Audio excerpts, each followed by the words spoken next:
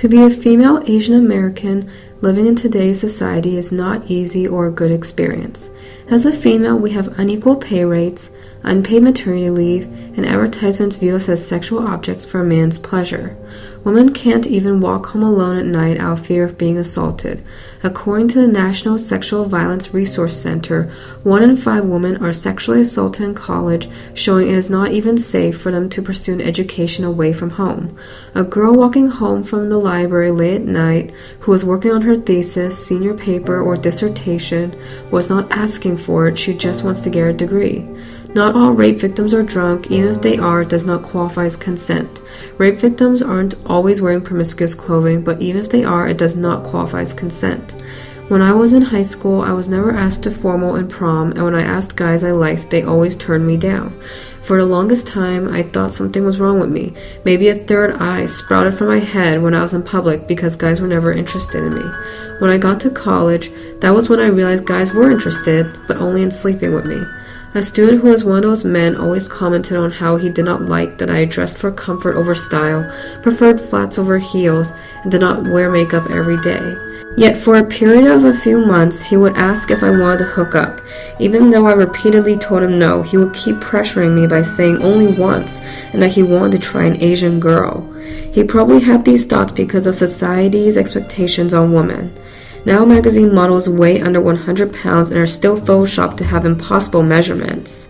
Being Asian brings even more problems into a picture with men commenting that they have yellow fever or an Asian fetish. And there's the Asian stereotype that we are easier to take advantage of because we're more book smart than street smart. Hollywood also writes out Asian roles by whitewashing or replacing Asian characters with white actors. Not just men would say degrading things about my body, my family also said hurtful comments too. During puberty, my body fluctuated between chubby and skinny, and I was always called fat. There's also the Asian stereotype to be naturally smart in science and math. When I first started college, I had one goal: to make my parents proud. They wanted me to be a pharmacist or a doctor. So I originally majored in chemistry, which did not work out because I failed organic chemistry. I remember feeling so stupid, even though I worked my hardest, going to office hours, tutoring, studying multiple times a day, etc. But really, I was following the academic stereotype that Asians are good at math and science and always went to medical school or pharmacy school. In the beginning, I let that decide my future instead of following what I wanted to do.